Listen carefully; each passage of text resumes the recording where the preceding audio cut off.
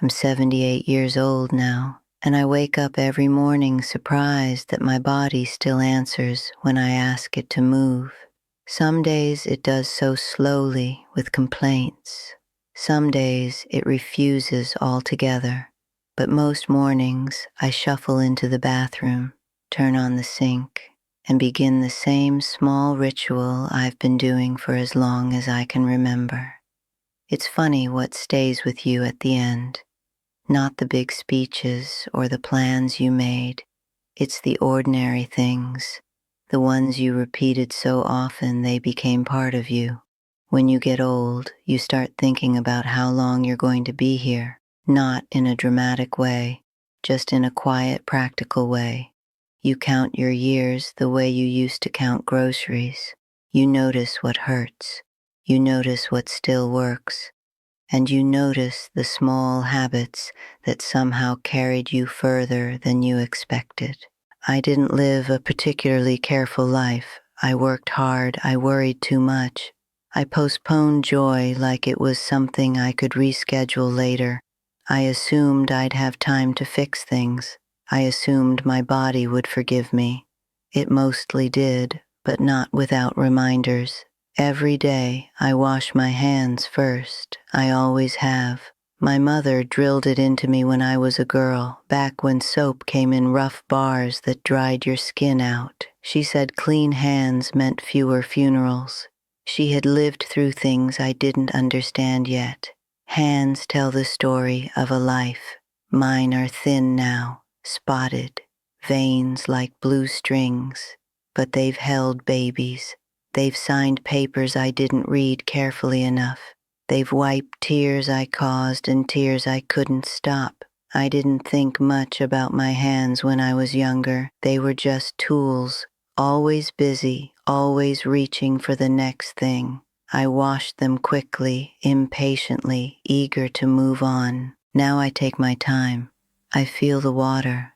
I clean under the nails. I rub the soap into the creases. I think about all the things these hands touched without gratitude, all the moments they rushed through. After my hands, I wash my face, not for beauty. That stopped mattering a long time ago. I wash my face because it reminds me I'm still here, that the woman in the mirror, even with her sagging skin and tired eyes, is still me. There were years I barely looked at my face. Years when I only checked it to see if I looked acceptable enough to leave the house. Presentable, professional, inoffensive. I didn't notice when the lines began to settle in. I didn't notice when the light in my eyes dulled from exhaustion. I didn't notice because I was always late for something that didn't love me back. Now, when I wash my face, I look. I really look. I see my father's brow, my mother's mouth, the years layered on like sediment. I see someone who survived her own choices. I wash behind my ears next. That's another thing my mother used to check when I was small. She'd tug my hair back and sigh if she found a spot I missed. I hated it then, felt humiliated, controlled. Now I smile at the memory. It's strange what tenderness looks like once you're old enough to miss it. Behind the ears is where sweat gathers, where dirt hides, where neglect shows up quietly. No one sees it at first, but it accumulates. A lot of my life was like that.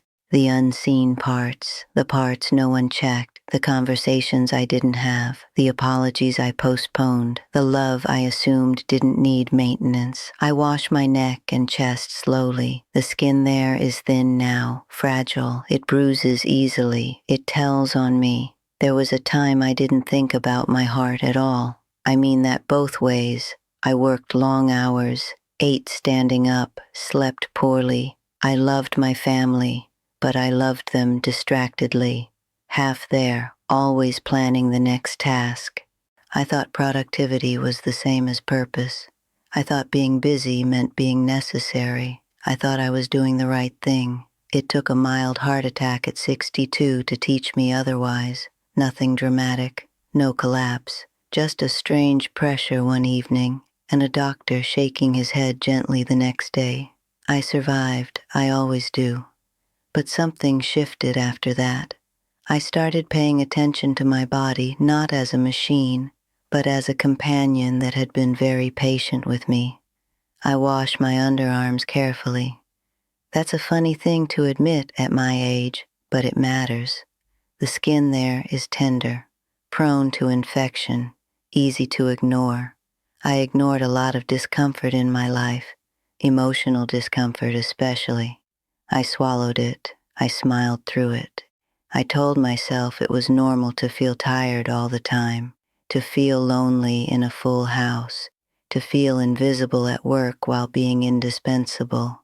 I didn't complain. I didn't want to be difficult. I didn't want to seem ungrateful. Underarms are where the body releases waste, where it lets go of what it doesn't need.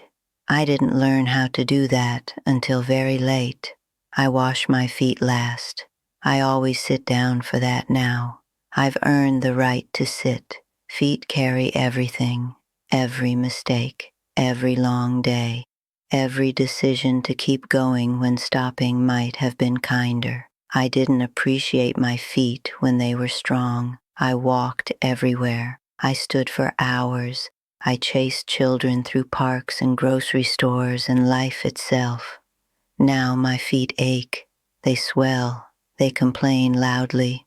And I listen. I wash between the toes, dry carefully, apply lotion like a small apology. I think about all the places these feet took me, and all the places I never went because I was waiting for a better time. People like to talk about longevity like it's a secret formula. Eat this, avoid that, do these 5 things, and you'll live longer. But living longer isn't the same as living well. And the truth is, no one tells you how long is enough. What I've learned, late as it is that attention matters, care matters. The small daily acts of maintenance add up in ways you don't notice until something breaks. I lost my husband 3 years ago, 49 years together. He used to tease me about how long I took in the bathroom, said I treated washing like a ceremony. Now I understand why. It was one of the few times I slowed down, one of the few moments I was fully present in my own body. After he died, I stopped caring for a while, skipped meals, skipped showers, let the days blur.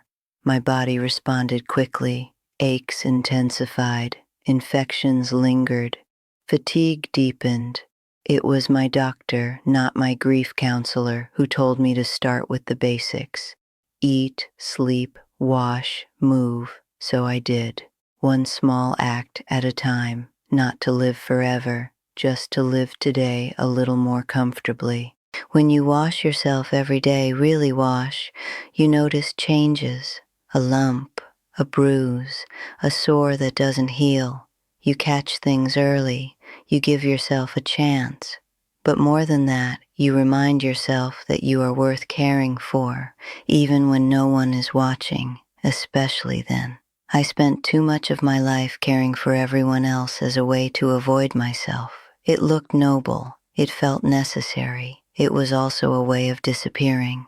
If I could speak to the younger version of me, I wouldn't tell her to wash specific body parts. I'd tell her to pay attention, to slow down long enough to notice herself. Because time doesn't announce itself when it's leaving. It just slips away in clean increments, one rushed morning at a time. Now my mornings are quiet, almost sacred. The sink, the water, my hands moving over skin that has seen everything I've seen. I don't know how much longer I have. None of us do. But I know that these small acts have kept me here longer than my recklessness deserved. They kept infections away. They kept my heart monitored. They kept my feet functional enough to carry me to my husband's grave and back. Longevity isn't about adding years at any cost.